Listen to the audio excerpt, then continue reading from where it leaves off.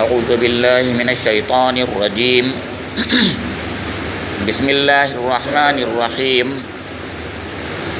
وَلَقَدْ خَلَقْنَاكُمْ ثُمَّ صَوَّرْنَاكُمْ ثُمَّ قُلْنَا لِلْمَلَائِكَةِ اسْجُدُوا لِآدَمَ فَسَجَدُوا إِلَّا إِبْلِيسَ لَمْ يَكُنْ مِنَ السَّاجِدِينَ قَالَ مَا مَنَعَكَ أَلَّا تَسْجُدَ إِذْ أَمَرْتُكَ قَالَ أَنَا خَيْرٌ مِّنْهُ خَلَقْتَنِي مِن نَّارٍ وَخَلَقْتَهُ مِن طِينٍ قال فاهبط منها فما يكون لك أن تتكبر فيها فاخرج إنك من الصاغرين قال أنذرني إلى يوم يبعثون قال إنك من المنظرين قال فبما أغويتني لأقعدن لهم صراطك المستقيم ثم لآتينهم من بين أيديهم ومن خلفهم وعن أيمانهم وعن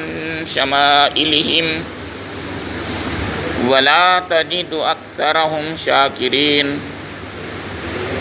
قال اخرج منها مذءوما مدحورا لمن تبعك منهم لأملأن جهنم منكم أجمعين صدق اللہ مولانا العظیم صدق رسولہ النبی الامین الکریم نحن علی ذلک من الشاہدین والشاکرین۔ سورہ الاعراف کے دوسرے رکوع کی 11 تا 18 8 آیات تلاوت کی گئی ہیں۔ ان کا ترجمہ مولانا مودودی نے ایسے کیا ہے: ہم نے تمہاری تخلیق کی ابتدا کی، پھر تمہاری صورت بنائی، پھر فرشتوں سے کہا آدم کو سجدہ کرو۔ اس حکم پر سب نے سجدہ کیا مگر ابلیس سجدہ کرنے والوں میں شامل نہ ہوا۔ پوچھا تجھے کس چیز نے سجدہ کرنے سے روکا جبکہ میں نے تجھ کو حکم دیا تھا؟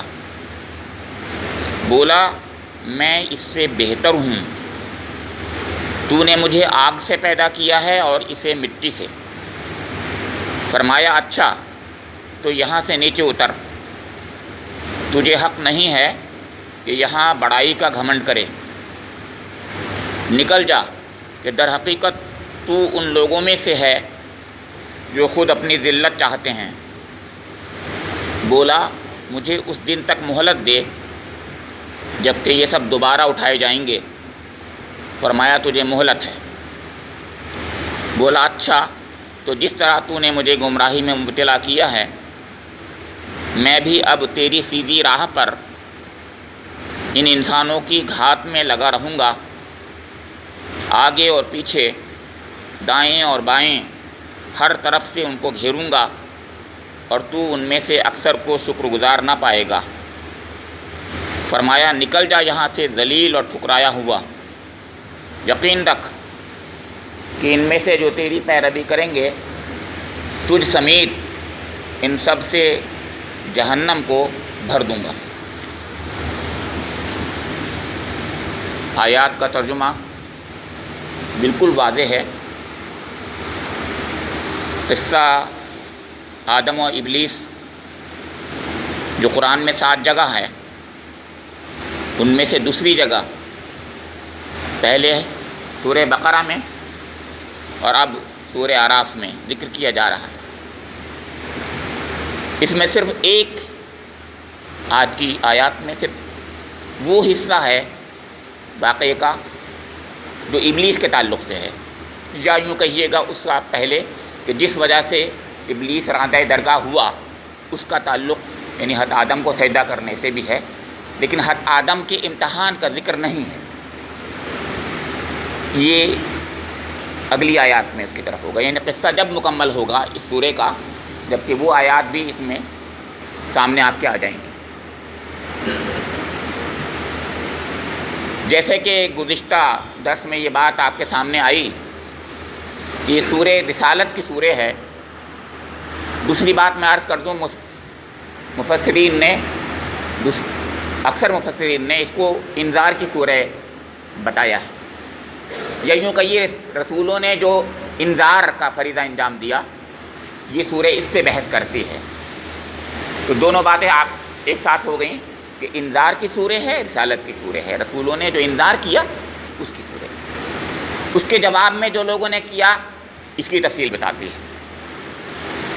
اس میں اس سورہ اس میں اس واقعے کا ذکر، اس کی حکمت، اس کی مصلحت، کیونکہ اللہ تعالیٰ اپنے کلام میں جو بھی واقعہ بیان کرتا ہے اس کی بہت عظیم مصلحتیں ہوتی ہیں۔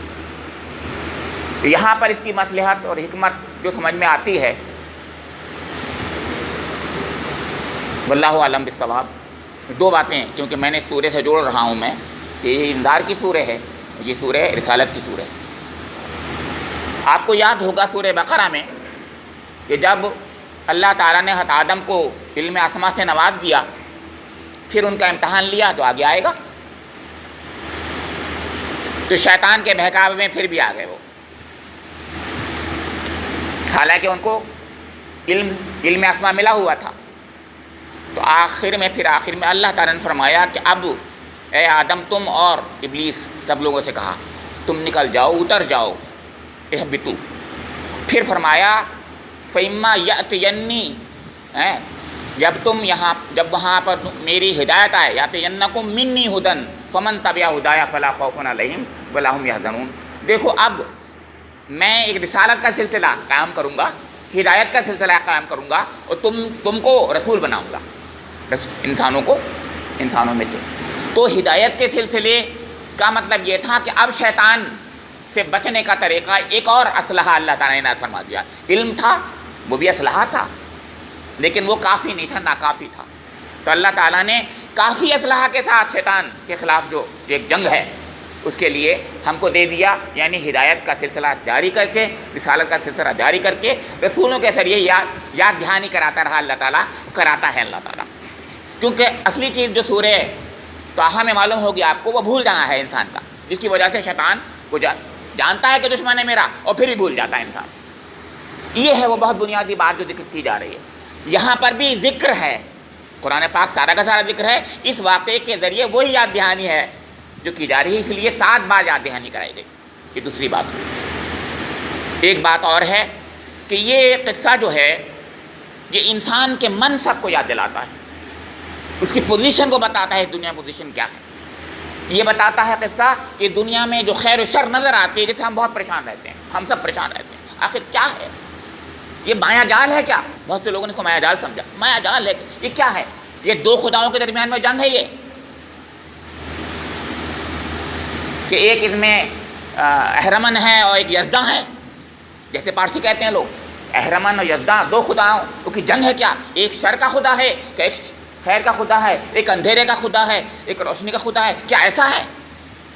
قرآن پاک اس سے پردہ اٹھاتا کہ نہیں، یہ یہاں 2 خداؤں کی جنگ نہیں ہے، یہ ہے وہ بات بہت بنیادی نوعیت ہے جو بتانا مقصود ہے۔ یہاں پر اللہ رب کریم نے انسان کے امتحان کے لیے اپنی مصلحت کے تحت وہ ذریعہ، وہ طریقہ اختیار کیا کہ جس میں امتحان ہو۔ اب امتحان میں خیر و شر کا امتحان ہونا ہے، تو شر مجسم ایک اپنی مخلوق میں سے جس کا نام ابلیس ہے اس کو پیدا کیا۔ اگر وہ شر نہ ہوتی تو امتحان شروع ہی نہیں ہو سکتا تھا۔ شر اور خیر کے درمیان میں ہی امتحان ہو سکتا ہے، شر بھی ہو اور خیر بھی ہو تبھی تو امتحان ہوگا۔ یہ ہے جو بنیاد، تو شر کو بھی بنانا تھا، اور شر مجسم ہونے ابلیس ہے، یہ ہے جو بہت بنیادی بات تھی۔ تو معلوم یہ ہوا کہ ابلیس کو کیوں بنایا؟ ہمارے امتحان کی خاطر، یہ پہلے سے طے تھا اللہ کے منصوبے میں۔ اب سنیے دوسری بات، اب وہی سلسلہ چل رہا ہے، یا اللہ تعالیٰ یاد دہانی کر رہا ہے رسولوں کے ذریعے سے۔ اب کون لوگ ہیں اس شیطان کی بات مانیں گے، اور کون لوگ ہیں جو رحمان کی بات مانیں گے، اللہ کی بات مانیں گے۔ جو شیطان کی بات مانیں گے تو اللہ نے جو وعدہ کیا ہے شیطان سے، تجھ کو اور تیرے ساتھ جو تیری بات مانیں گے سب کو جہنم میں بھر دوں گا، تو وہی امتحان ہے۔ اب ہمارا امتحان اس میں ہے کہ ہم شیطان کی بات مانتے ہیں، اس کے پجاری بن جاتے ہیں، یا اللہ کے بندے بن کر اس کی عبادت اور اطاعت قبول کرتے ہیں اور عبادت اور اطاعت کرتے ہیں۔ یہ ہے اس پورے قصے کا جو ایک تھیم ہے جو میں نے آپ کے سامنے یعنی چند جملوں میں کہہ دیا. اب سنیے، فرمایا اللہ تعالیٰ نے وَلَقَدْ مَكَّنَّاكُمْ فِي الْأَرْضِ، نہیں وَلَقَدْ خَلَقْنَاكُمْ، وہ اس سے پہلے کی آیت بھی سے جڑی ہوئی ہے لیکن بہرحال ہو چکا، اس پر میں آگے ہی پڑھوں گا. وَلَقَدْ خَلَقْنَاكُمْ ثُمَّ صَوَّرْنَاكُمْ ثُمَّ قُلْنَا لِلْمَلَائِكَةِ اسْجُدُوا لِآدَمَ فَسَجَدُوا إِلَّا إِبْلِيسَ. ہم نے تم کو پیدا کیا. کون مخاطب ہے؟ تم کون ہے؟ ہم سب. تم ظاہر ہے ہم سب ہیں. جمع کا صیغہ ہے یہ، دیکھیے آدم کا صیغہ نہیں ہے، یاد رکھنا. واحد کا صیغہ نہیں ہے، یاد رکھنا. یہ جمع کا صیغہ ہے. ہم نے تم کو، تمام انسان مراد ہیں. وَلَقَدْ خَلَقْنَاكُمْ، ہم نے تمہارا خاکہ بنایا، تمہارا اسکیچ بنایا، تمہارا ڈیزائن بنایا. ثُمَّ صَوَّرْنَاكُمْ، تمہاری تصویر بنائی. یعنی تخلیق کے جو مراحل اللہ کی نظر میں تھے، یعنی اہتمامی تخلیق. یہ اس قرآن پاک میں کیوں ایسا کہا ہے؟ اس لیے کہ اللہ تعالیٰ نے انسان کی اہتمامی تخلیق کی ہے. خاص طور سے خلقت بیدی، اسی لیے خاص طور سے حوالہ دیتا ہے اللہ تعالیٰ ابلیس کے سامنے کہ تو نے سجدہ کیوں نہیں کیا جب جس کو میں نے اپنے ہاتھ سے بنایا. پھر اس کے ساتھ میں ایک اہتمام کا پہلو دوسرا ذکر کرتا ہے، وَنَفَخْتُ فِيهِ مِن رُوحِي، اور میں نے اس کے جسم میں، اس کے بدن میں، اس کی باڈی میں، اس کے قالب میں اپنی روح پھونکی. اللہ نے اپنی روح پھونکی ہو اور اللہ تعالیٰ نے اپنے ہاتھ سے بنایا ہو، تو ابلیس کو یہ جتایا گیا ہے کہ جس کو میں نے اپنے ہاتھ سے بنایا، جس میں میں نے اپنی روح پھونکی، تو تیری کیا مجال کہ تو نے میری روح گردانی کی، میری نافرمانی کی. تو اس میں الجھ گیا کہ میں کس کو سجدہ کر رہا ہوں. تو نے یہ نہیں دیکھا کہ میں نے کیا تخلیق کی ہے، وہ کیا تخلیق ہے، وہ کیا مخلوق ہے. وَلَقَدْ كَرَّمْنَا بَنِي آدم کی طرف بھی اشارہ ہے. تو یہاں پر یہ خلقناکم صورناکم اہتمام کی طرف اشارہ کر رہا تھا. پھر ثُمَّ قُلْنَا لِلْمَلَائِكَةِ اسْجُدُوا لِآدَمَ، پھر ہم نے فرشتوں سے کہا اسجدوا لآدم کہ تم آدم کو سجدہ کرو. کس سے کہا؟ اس مخلوق سے جو نوری مخلوق ہے. کس کے لیے کہا؟ جو خاکی مخلوق ہے. اب دیکھیے یہاں پر ایک امتحان شروع ہو گیا. یہ کس کا امتحان ہے؟ نوری مخلوق. ایک امتحان ہے. نوری مخلوق سے کہا جا رہا ہے کہ خاکی مخلوق کو سجدہ کرو، مگر وہ کیونکہ نوری مخلوق ہے، اس کے اندر شر ہے ہی نہیں، اس کے پاس خیر ہی خیر ہے، وہ بندگی ہی بندگی ہے، وہ نافرمانی کر ہی نہیں سکتے، وہ اپنے رب کے حضور جھکنا ہی چاہتے ہیں، جھکنا ہی جانتے ہیں. بس جو کہہ دیا ان کے رب نے وہی کر گزرتے ہیں اور بہترین انداز میں کرتے ہیں. تو چنانچہ کیا ہوا؟ انہوں نے یہ نہیں دیکھا کس کو سجدہ کرایا جا رہا ہے. تو کہا گیا فسجدوا، جمع کا صیغہ، سب کے سب سجدہ ریز ہو گئے الا ابلیس، سوائے ابلیس کے. اب آپ کہیں گے فرشتوں سے کہا تھا سجدوں کے لیے، سجدے کے لیے، ابلیس کی بات کہاں سے آ گئی؟ اگر ابلیس پر حکم نافذ نہ ہوتا، ابلیس کو حکم نہ دیا جاتا تو الا ابلیس کیوں کہتا اللہ تعالیٰ؟ اس کا مطلب یہ ہے کہ ابلیس بھی سمجھ رہا تھا اور ابلیس نے یہ نہیں کہا کہ مجھے تو نے حکم نہیں دیا. سب سے پہلے تو یہ کہہ دیتا. ہم جو ہیں بہت سے عقل مند لوگ آج دنیا میں جو بیٹھے ہوئے ہیں وہ کہتے ہیں کہ اللہ میاں نے ابلیس سے تو کہا نہیں تھا، پر ابلیس نے تو نہیں کہی وہ بات. ابلیس کے بڑے ہم ساتھی بن گئے ہیں آج، بہت بڑے ساتھی، کہ ہم اس کو بچا رہے ہیں. اس نے تو نہیں کہا، ہم کہہ رہے ہیں. وہ جانتا تھا کہ مجھے بھی حکم دیا ہے. کیوں؟ کیونکہ ایک اعلیٰ مخلوق کے ساتھ میں جو اس سے فروتر مخلوق ہوتی ہے وہ خود بخود اس حکم میں شامل ہوتی ہے. جب کہا گیا چلو یہ کرو بڑے لوگوں سے، تو چھوٹے تو بدرجہ آتم اس میں شامل ہوتے ہی ہیں. ایک بہت واضح بات ہے جو قرآن پاک اس کو بتانے کی ضرورت نہیں ہے. یہ ہمارے ہاں آج کل کے اقلیت پسند نام کے احمق لوگ ایسی باتیں کرتے ہیں. تو فرمایا کہ لم یکن من الساجدین، وہ سجدہ کرنے والوں میں شامل نہیں ہوا. اس کا مطلب سجدہ کرنے والے اور بھی سجدہ نہ کرنے والے کچھ اور لوگ بھی تھے. یعنی ایک ایسی مخلوق تھی جو جنوں کی مخلوق تھی، وہ اکیلا ابلیس نہیں تھا، ایسا بھی اس سے لگتا ہے. ہم اس بحث میں نہیں جاتے، لیکن قرآن پاک اشارہ کر رہا ہے.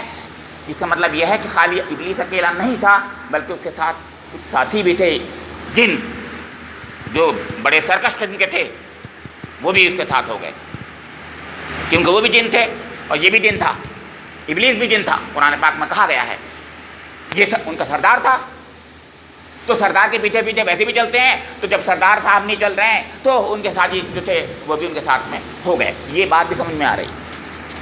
لم یکن من الساجدین، بالکل واضح لگ رہا ہے کہ سردار نے سجدہ نہیں کیا ان کے، تو اور بھی پیچھے پیچھے ہو گئے اس کے، جو سرکش قسم کے شیطان تھے جن تھے وہ بھی پیچھے ہو گئے۔ اب دیکھیے، اب فوراً جو ہے باس پرس تو ہونی تھی، باس پرس تو ہونی تھی۔ اللہ رب کریم، اللہ ذوالجلال والاکرام جو ہے حکم دے اور کسی کی مجال نہیں ہے کہ اس کے خلاف کرے، لیکن وہ کر رہا ہے۔ قال ما منعک اللہ تسجد اذ امرتک، باس پرس ہو گئی، فوراً آ گیا، شوکار نوٹس ایشو ہو گیا۔ پوچھا گیا تجھے کس چیز نے میرے حکم سے روکا؟ قال ما منعک اللہ تسجد، سجدہ کرنے سے روکا، کس چیز نے روکا بتا، کیا چیز تھی؟ یعنی تیرے پاس کیا عذر ہے؟ تو وہ عذر بیان کر رہا ہے، دیکھیے۔ قال انا خیر من، یہ عذر نہیں ہے حالانکہ، لیکن وہ کہہ رہا انا خیر من، میں اس سے بہتر ہوں۔ لیجئے، پوچھا تو یہ جا رہا تھا کہ تو نے سجدہ کیوں نہیں کیا، تو یہ کہتا وجہ کوئی بتاتا، تو کہہ رہا ہے کہ میں اس سے بہتر ہوں۔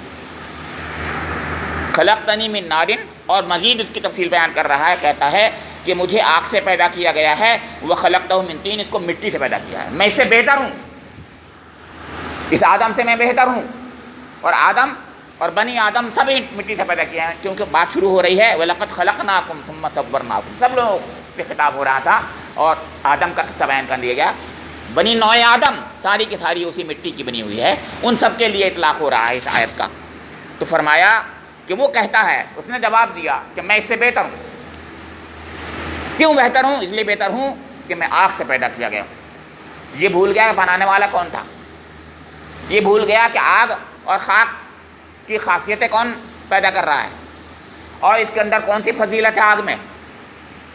اس کے جواب بہت سے دیے گئے، ایک دو نہیں کئی۔ پہلی بات تو یہ کہ اللہ تعالیٰ یہ پوچھ رہا ہے کہ تجھے کس چیز نے روکا میرے حکم سے، حکم کے برخلاف، حکم کے کو نہ ماننے سے کس چیز نے روکا؟ یعنی یہ بتا، یہ نہیں کہا سجدہ نہ کرنے سے، غور کیجیے، اللہ تعالیٰ نے یہ نہیں کہا کہ سجدہ نہ کرنے سے کیوں روکا تجھے، بلکہ یہ کہا گیا ہے کہ میرے حکم سے کس چیز نے روکا۔ اس کا مطلب اصلی چیز کیا چیز تھی؟ حکم الہی اصلی چیز ہوتی ہے۔ آج بھی کوئی توحید نہیں ہے، یاد رکھیے، اللہ رب کریم کا جو حکم ہے وہ ماننا ہے۔ ہم یہ کہیں ابلیس کی طرح، ہم بھی یہ کہیں کہ ہم تو صرف اللہ کو سجدہ کریں گے اور کسی کو نہیں کریں گے، غلط بات ہے۔ اللہ تعالیٰ بے شک یہی کہتا ہے کہ مجھے سجدہ کرو، لیکن اصلی چیز یہاں سے معلوم ہو رہی ہے اس کا حکم ہے، وہ جو کہتا ہے وہ صحیح ہے۔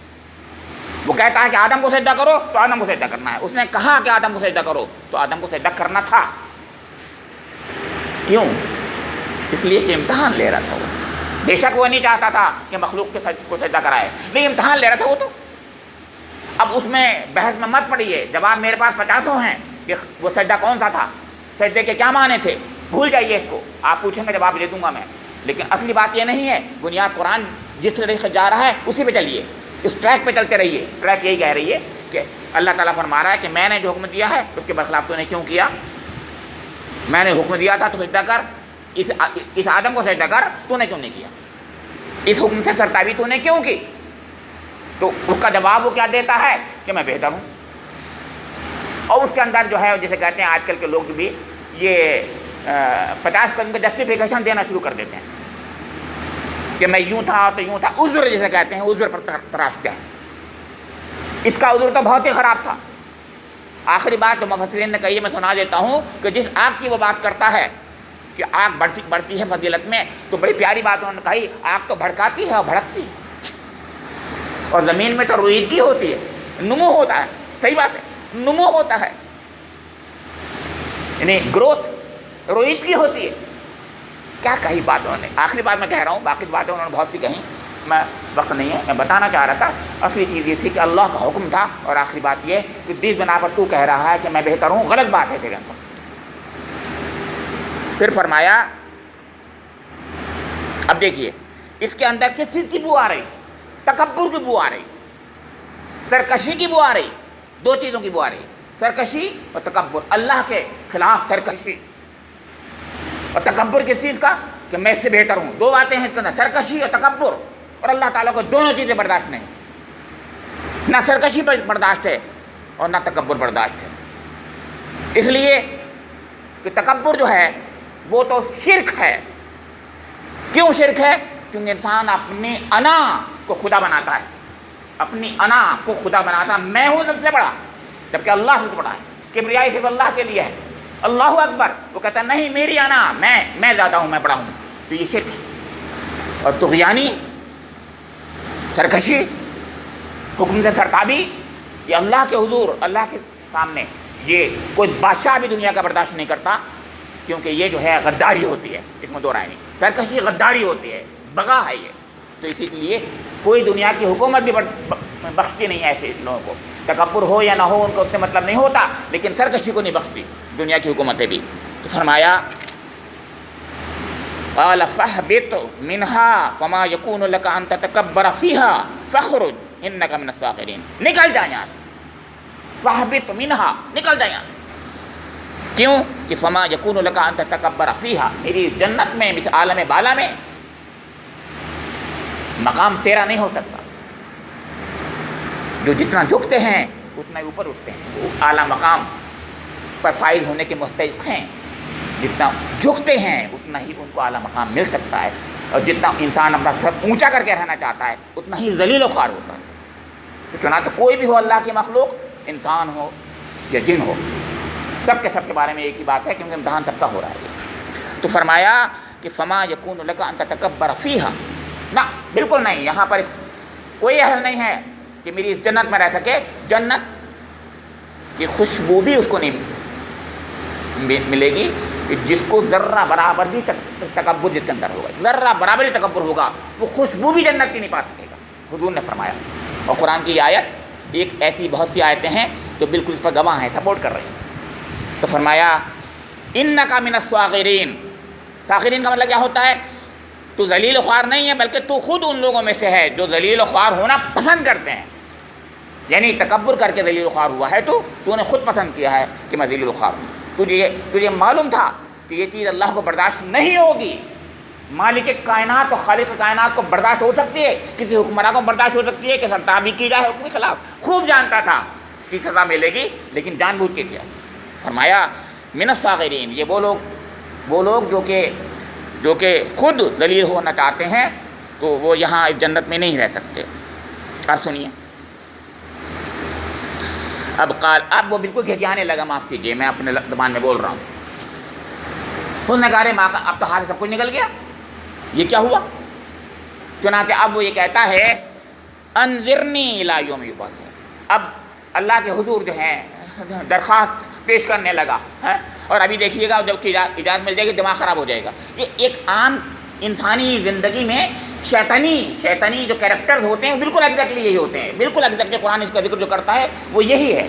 ابلیسیت جو دنیا میں انسانوں کے اندر محسوس ہوتی ہے وہ بالکل ایسے ہی ہوتی ہے، ان کے ایسے ہی رویے ہوتے ہیں۔ جو اس میں رویہ پہلے تو بھی ابھی گھگیا رہا ہے، کہہ رہے مجھے مہلت دے دیا اللہ رب کریم اپنی مصلحت، اپنی حکمتوں کے تحت میں نے حکمت پہلے بتا دی، کیونکہ مقصد تو اس کا پہلے سے ہی تھا کہ دنیا میں شر مجسم کو ہونا چاہیے، کیونکہ اللہ تعالیٰ اس دنیا میں امتحان کو خلیفہ بنا کر بھیج رہا تھا، تو خلیفہ کے پہلے شیطان کو ہونا تھا، کیونکہ خلافت کے معنی یہی تھے کہ امتحان ہونا ہے۔ خلافت میں یہ بات شامل تھی کہ اس کی آزادی پر کہیں پر جو ہے اس کا امتحان ہونا چاہیے۔ آزادی تو ہو، لیکن اگر آزادی نہ ہو، آزادی میں کوئی امتحان نہ ہو تو پھر کیا ہوگا؟ سب انسان جو ہوتے ہیں خلیفہ کے بجائے وہ سب خدا بن جاتے ہیں، اور جیسا آج بھی ہو رہا ہے۔ امتحان تو یہی تھا، تو امتحان کے لیے امتحان سے پہلے اس کا آلہ، اس کا ٹول ہونا ضروری تھا، وہ ابلیس تھا۔ پتہ نہیں تھا ابھی کہ یہ ہے موجود، اللہ تعالیٰ نے وہاں پر امتحان لے کر کے آدم کو دکھایا کہ دیکھو کہ یہ ہے تمہارا دشمن۔ اب سنیے، تو فرمایا قال انک من المنذرین، جا تجھے مہلت دے دی۔ مجھے اس کے اندر بہت سی باتیں اور بھی سمجھ میں آتی ہیں کہ کیوں مہلت دی اللہ تعالیٰ نے۔ میں مہلت تو مجھے اور آپ کو بھی دی ہے نا، نہیں دی ہے، نہیں دی۔ ایک ہی غلطی پر جو ہے اللہ میاں اس کو جہنم میں ڈال دیتا یار، اور مجھے اور آپ کو جو ہے موقع دیتا۔ آپ سوچیں تو مجھے بھی تو مہلت ملی ہوئی ہے، آپ کو ملی ہے، سب کو ملی ہوئی ہے، نہیں ملی ہوئی ہے، ابلیس کو نہ ملتی، ہم یہ کہنا چاہ رہے ہیں۔ ارے میاں ایک باٹ سے تولو سب کو، انصاف کا باٹ ہے، انصاف کا باٹ جب مجھے مہلت مل رہی ہے اس کو ملنی چاہیے تھی۔ اس نے غلطی کی ہے، ہم بھی غلطی کر رہے ہیں، ہم بھی خدا کو بھول جاتے ہیں، ہم بھی تکبر کرتے ہیں، ہم بھی شرک کرتے ہیں یار، ہم بھی سرکشی کرتے ہیں، ہے کہ نہیں؟ ہمیں تو جو ہے مہلت مل رہی ہے اور ابلیس کو نہ ملتی۔ ہاں یہ سوچنے کی باتیں ہیں، انصاف کی بات، انصاف کے پیمانے ہمارے ہونے چاہیے، سب کے لیے ایک بات ہونا چاہیے۔ تو فرمایا اب دیکھیے، اب جب مہلت مل کے دماغ اس کا خراب ہو گیا، میں یہی کہنا چاہ رہا ہوں، قال فبما اغویتنی لاقعدن لہم صراطک المستقیم، بدل گیا، گرگٹ کی طرح رنگ بدلتا ہے۔ انسان بھی ایسا ہے، انسان جو ابلیسیت کا شکار ہو جاتا ہے ایسے ہی رنگ بدلتا ہے۔ ابھی کچھ تھا، گھگھیا رہا تھا، اور ابھی دیکھیے کیا کہہ رہا ہے کہ جب تو نے، اے اللہ چیلنج کر رہا ہے اللہ کو، چیلنج کہ جب تو نے مجھے گمراہ کیا ہے، قال فبما اغویتنی، قال فبما اغویتنی، تو نے مجھے گمراہ کیا۔ غور کیجیے، کہہ رہا تو نے مجھے گمراہ کیا۔ آپ پوچھیں گے کیا مطلب تھا اس کا؟ اس کا مطلب یہ تھا کہ تو نے مجھ سے امتحان ہی ایسا لیا جس کو میں پورا کر ہی نہیں سکتا تھا، تو نے میرا امتحان ہی ایسا لیا۔ ہر انسان آج ایسے یہ کہہ رہا ہے، میں بھی کہہ رہا ہوں، آپ بھی کہہ رہے ہیں، اے اللہ نے تو نے مجھ سے امتحان ہی ایسا لیا کہ میں ناکام ہو رہا ہوں۔ ہم بھی یہی کہتے ہیں، معاف کیجیے، بالکل ایگزیکٹلی ہم میں سے جو غلطی کر رہے ہیں، ہم سے خود غلطی ہوتی ہے۔ ہم سب یہی ابلیس والی بات کہتے ہوتے ہیں کہ اللہ میاں تو نے میرے ساتھ بڑا امتحان لیا، سخت ہے، مجھے فیل بھی کر دیا ہے، مجھے نوکری بھی نہیں ملی ہے، یہ میں جنرل بات کر نوجوانوں کی باتیں کر رہا ہوں، یا مجھے جو ہے بیماریاں دے دی ہیں، مجھے فلاں چیز دے دی ہے، اللہ میرے ساتھ امتحان بڑا سخت ہو گیا۔ باقی تو سب اچھے ہیں، ٹھیک ہیں۔ ارے ان سے پوچھو بیٹے اور بھائیوں کہ سب بس پریشانی میں مبتلا، سب کا امتحان ہو رہا ہے، سب تکلیفوں میں مبتلا ہیں، لیکن ہر کوئی سمجھ رہا ہے میرے ساتھ بہت سخت امتحان ہے، باقی سب بہت آرام سے۔ تو کہتا ہے کہ جب تو نے مجھے گمراہ کیا ہے، لَأَقْعُدَنَّ لَهُمْ صِرَاطَكَ الْمُسْتَقِيمَ، میں ضرور بھی ضرور تیری صراط مستقیم پر جو سیدھی راہ ہے میں بیٹھ جاؤں گا۔ وہ کیا ہے صراط مستقیم؟ توحید کی راہ۔ پھر میں نے بار بار کہہ رہا ہوں، اصلی چیز توحید ہے، توحید۔ لیکن توحید کو سمجھنے کی ضرورت ہے۔ میں یہاں یہ کہہ رہا ہوں، یہاں اس میں جو سبق مل رہا ہے مجھے، وہ توحید کیا ہے، وہ خاص بات ہے۔ توحید یہ نہیں ہے کہ میں صرف اللہ کے حضور سے دریز ہو جاؤں اور ہوتا رہوں، بلکہ توحید یہ ہے کہ اللہ کے حکم کی اطاعت اور فرما برداری کرتا رہوں اور وفادار ہو جاؤں اس کا۔ ہم یہ سمجھتے ہیں کہ ہم سجدہ ریزی کرتے رہیں تو ہم اللہ کے نیک بندے ہیں اور توحید پہ قائم ہیں۔ ہم نے تو بھائی صرف اللہ کی عبادت کی ہے، التحیات للہ والصلوات والطیبات، حالانکہ بہت سے معنی میں نہیں سمجھتے اس کا کہ کیا کہنا چاہ رہے ہیں، ہم یہ کیا کہہ رہے ہیں۔ تمام ہمیں اپنی تحیات جو ہیں، ہماری عبادتیں ہیں جسمانی اور معنوی اور جسم کی، صرف اللہ کے لیے ہم کہتے تو ہیں، لیکن ہم ایاک نعبد و ایاک نستعین بھی تو کہتے ہوتے ہیں، لیکن اس کا مطلب بھی زندگی میں کچھ اور ہی ہوتا ہے ہمارا۔ تو فرمایا جا رہا ہے کہ ٹھیک ہے، تو نے مجھے گمراہ کیا ہے، تو میں تیرے صراط مستقیم کے درمیان میں بیٹھ جاؤں گا، یعنی اس کی صراط مستقیم جو ہے، یعنی انسان کی صراط مستقیم جو ہے، اللہ کی طرف سے بخشی ہوئی صراط مستقیم جو ہے، وہ جنت کی راہ ہے، اللہ کی رضا کی راہ ہے، وہ توحید کی راہ ہے، اس میں بیٹھ جاؤں گا، اس میں یعنی اس انسان کو میں بچلا دوں گا، ہٹا دوں گا، ڈیویٹ کر دوں گا اس سے۔ کیسے کروں گا کہ ثم لآتینہم من بین ایدیہم ومن خلفہم وعن ایمانہم وعن شمائلہم ولا تجد اکثرہم شاکرین، آگے سے، پیچھے سے، دائیں سے، بائیں سے، یعنی جتنے حربے ہو سکتے ہیں، جتنے طریقے ہو سکتے ہیں، جتنی جہتیں ہو سکتی ہیں، جتنے پہلو ہو سکتے ہیں، ہر پہلو، ہر جہت، ہر طریقے سے میں اس انسان کو گمراہ کر کے چھوڑوں گا۔ کتنا بڑا چیلنج کر رہا ہے۔ اور آج بھی انسان نما شیطان، یہ شیطان نما انسان اللہ تعالیٰ کو ایسی چیلنج کرتے ہوتے ہیں۔ ایسی بات نہیں ہے کہ ابلیس نے چیلنج کیا، میں کہہ رہا ہوں آج بھی ایسے ہم لوگ انجانے میں ایسے چیلنج کرتے ہیں۔ میں نے بتایا نا، وہ کہتے ہیں اللہ میں تو ہی مجھ سے امتحان لے رہا ہے، باقی کو سب کو اچھا رکھے ہوئے، تو کیا مطلب ہوا؟ یہ بھی تو کچھ اس کے ساتھ میں ایسی بات ہے جو گستاخی کی بات ہے کہ نہیں گستاخی کی؟ یہ بھی تو گستاخی کی بات ہے، وہ بڑی گستاخی تھی چیلنج کرنا۔ تو شیطان نے، ابلیس نے چیلنج کیا اللہ تعالیٰ۔ اب سنیے، تو اللہ کو ناراض ہونا ہی تھا، غصہ تو آنا ہی تھا اور آنا ہی چاہیے، اور اس نے ایک بات آخری کہہ دی، ولا تجد اکثرہم شاکرین۔ ٹھیک ہے، تو نے جو ہے اس کو جو اتنا بڑا منصب دیا ہے، اتنا بڑا حق دیا ہے، تو نے جو کرامت اس کو دی ہے، جو اس کو فضیلت بخشی ہے، تو دیکھے گا کہ فضیلت کا مستحق نہیں ہے، ایک کرامت کا مستحق نہیں ہے، یہ تیرا ناشکرہ ہے، یعنی تو نے تو بہت بڑا مقام اس کو دیا، لیکن تو دیکھ لینا میرے حرموں کے ذریعے سے میں ثابت کر دوں گا کہ انسان جو ہے ناشکرہ ہوگا۔ ہم میں سے 90% ہم میں سے ہیں جو مسلمان ہیں، مومن ہیں، غلطی سے انجانے میں ناشکری کرتے ہیں، اور باقی دنیا تو جانتے بوجھتے ہوئے ہر طریقے سے کر رہی ہے ناشکری۔ جس کا دیا ہوا ہے دیا ہوا تو اللہ کا ہے، اور فلاں صاحب فلاں صاحب فلاں صاحب کا طریقہ نہیں ہے، کون سا طریقہ نہیں ہے؟ بیمار ہو گئے، ٹھیک نہیں ہو رہے ہیں تو حضرت ٹھیک کروا دیں گے، ڈاکٹر صاحب ٹھیک کرا دیں گے، کبھی کوئی ٹھیک کرا دیتا ہے، دوا ٹھیک کر دیتی ہے، شرک ہو رہا ہے، دوا ٹھیک کر دیتی ہے، یہ شرک ہے، ڈاکٹر صاحب ٹھیک کر دیتے ہیں، یہ شرک ہے، فلاں صاحب ٹھیک کر دیتے ہیں، فلاں صاحب کو تو ہم کہتے ہیں یار شرک ہے، لیکن یہ جو باتیں کہتے ہیں شرک نہیں ہے کیا؟ یہ بھی شرک خفی ہیں۔ خیال رکھنا چاہیے ہمیں، اللہ معاف کر دے گا بے شک، لیکن توبہ کرنا چاہیے، اللہ ہماری زبان سے جو غلطیاں ہو جاتی ہیں، لغزش ہو جاتی ہیں، معاف فرما دے، انجانے میں بہت سی باتیں ہم کہہ دیتے ہیں، معاف فرما دے اللہ، دعا کرتے رہنے چاہیے ہمیں، اور اپنی زبان کو لگام دینا چاہیے، سوچنا چاہیے کہ میں نے جو بات کہی، باقی کچھ لوگ تو بہت کروڈلی کہہ دیتے ہیں، ایسے ہی بہت کروڈلی بول دیتے ہیں۔ تو فرمایا ولا تجد اکثرهم شاکرین، تو ان میں سے اکثر کو شکر گزار نہیں پائے گا۔ لخرج منہا مذءوما مدحورا، ناراضگی کا اظہار اللہ رب کریم نے فرمایا کہ نکل جا یہاں سے، یہ دوبارہ کہا، پہلے بھی کہا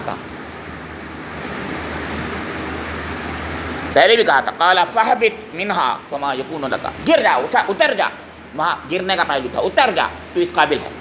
اب یہاں کہا اخرج منہا، نکل جا یہاں سے، وہاں فاہبط منہا کہا، اخرج منہا کہا، یعنی اس جنت سے نکل جا، جنت سے نکل جا، جنت میں رہ رہا تھا تو نکال دیا، عالم بالا میں اللہ کی نعمتوں کے درمیان رہ رہا تھا، نکل جا یہاں سے، مذءوما مدحورا، ذلیل اور ٹھکرایا ہوا ہے، راندہ درگاہ ہے تو، لعین ہے تو، مردود ہے تو، جو لفظ کہہ سکتے ہیں، یعنی ذلیل و خوار ہونے کے لیے سارے لفظ اس کے لیے، یہ مطلب نہیں کہ اللہ میں نعوذ باللہ کوئی ایسی بات غصے میں کہی ہو، نا، بات صحیح ہے کہ تو ہے ہی اس قابل، تو نے اپنے کو ثابت کرایا ہے، صاغرین، تو نے اپنے کو ذلیل خوار خود کیا ہے۔ فرمایا لمن تبعک منہم لأملأن جہنم منکم اجمعین، تو سن لے کہ جو تو یقین رکھ کہ ان میں سے جو تیری پیروی کریں گے، جو بھی تیری پیروی کریں گے، تجھ سمیت ان سب سے جہنم کو بھر دوں۔ اللہ تعالیٰ نے وہاں پر فیصلہ نافذ کر دیا، سب کو سنا دیا، مجھے اور آپ کو بھی سنا رہا ہے ان آیتوں کے ذریعے سے، کہ اللہ تعالیٰ نے ابلیس سے اس وقت یہ کہا تھا ٹھیک ہے اگر تو ان کو اپنے دام میں لے آتا ہے اور تیرے دام میں وہ آ جاتے ہیں، حالانکہ ایک بات قرآن میں کہا ہے کہ سلطان نہیں دی میں نے، آگے کہا ہے سلطان نہیں دی، یعنی میں نے طاقت نہیں دی ہے، وہ ہاتھ پکڑ کے اللہ، یعنی ابلیس جو ہے ہمیں نہیں بہکا سکتا، ہمیں اس کو یہ طاقت نہیں ملی ہے کہ ہمارے ہاتھ ہم پر جبر کر لے، ہم پر قوت اس کا اندر ہو جائے، بلکہ صرف ہمارے ارادے اختیار میں اس کی پاور کو روکا نہیں گیا ہے، ہمارے پاس جو پاور ہے ارادے کی اختیار کی، وہ ہمارے پاس انٹیکٹ ہے۔ ابلیس کیا کرتا ہے؟ بہلاتا ہے، پھسلاتا ہے، میٹھی میٹھی ٹھنڈی ٹھنڈی اچھی اچھی باتیں کرتا ہے، سبز باغ دکھاتا ہے، جنت کے جھوٹے باغ دکھاتا ہے، کبھی خیر خواہ بن کے آتا ہے، کبھی قسمیں کھاتا ہے، آگے ذکر آئے گا، کبھی خیر خواہ بن کے آتا ہے، کبھی قسمیں کھاتا ہے، کبھی کہتا ہے تم فرشتے بن جاؤ گے، کیا نہیں باتیں کہتا، یہ تمام باتیں دوسری سوروں میں یہاں پر بھی ہیں۔ تو وہ اپنے طریقے، اپنے حربے، اپنے ہتھ کنڈے، اپنی پبلسٹی، اپنا پروپیگنڈا کرے گا، پروپیگنڈے کی بات کر رہا ہوں میں، کیونکہ ہاتھ سے کچھ نہیں کر سکتا وہ، اس کے پاس وہ طاقت نہیں ہے، لیکن زبان کی طاقت اس کے پاس بہت ہے، اور آج دنیا میں اسی زبان کی طاقت سے کہ بن پر آپ دیکھ رہے ہیں ابلیس کی حکومت چل رہی ہے۔ اللہ رب کریم سے میری دعا ہے کہ مجھے اور آپ لوگوں کو اس کلام پاک پر ایمان لانے کی اور شیطان ابلیس سے بچانے کی، کہ ہم نہیں بچ سکتے جب تک کہ اللہ رب کریم ہی ہمیں محفوظ نہ فرما دے، کیونکہ اصل چیلنج تو اس نے اللہ میاں سے بھی کر دیا ہے، تو ہم کیا، ہماری مجال کیا، ہمیں اللہ رب کریم شیطان کے ہر فتنے سے بچا دے۔ اللہ تعالیٰ قرآن پاک پر ایمان لانے کی توفیق عطا فرما دے، رب کریم ہمارے گناہوں کو معاف فرما دے، ربنا تقبل منا انك انت السميع العليم تب علينا انك انت التواب الرحيم سبحان ربك رب العزة عما يصفون وسلام على المرسلين والحمد لله رب العالمين.